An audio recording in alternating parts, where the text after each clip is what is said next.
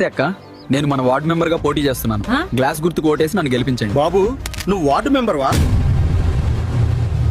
అసలు నువ్వు చదువుకున్నావా? దీని గురించి తెలుసా? గ్రామాన్ని చిన్న చిన్న భాగాలుగా చేసి దానినే వార్డ్ అంటారు. ఆ వార్డుకి ప్రజలు ఓటుతో ఒక వ్యక్తిని నిలబెట్టి నాయకుడిగా ఎన్నుకుంటారు. అతనే వార్డ్ మెంబర్ గా పిలువబడతాడు. వార్డు యొక్క సమస్యలు, రోడ్లు, నీరు, స్ట్రీట్ లైట్స్, అభివృద్ధి పనులు, ఇవన్నీ పంచాయతీకి లేదా సర్పంచ్కి చెప్పేవాడే వార్డు మెంబర్. సర్పంచ్ కింద పనిచేస్తూ ప్రతి వార్డు సమస్యల కోసం నిరంతర పర్యవేక్షణ చేస్తూ గ్రామ సభల్లో నిర్ణయాలు తీసుకునేటప్పుడు కూడా పాల్గొనేవాడే వార్డు మెంబర్. వార్డు మెంబర్ పదవీ కాలం 5 ఏళ్లు. ఈ 5 ఏళ్లు వాళ్ళని ఎవ్వరూ తొలగించలేరు. వార్డు సభ్యులే కలిసి ఉప సర్పంచ్ ఎన్నుకుంటారు. ఉప సర్పంచ్ పని చేయకపోతే వార్డు సభ్యులు అవిశ్వాస తీర్మానం ద్వారా ఆయనను పదవి నుండి దించుతారు.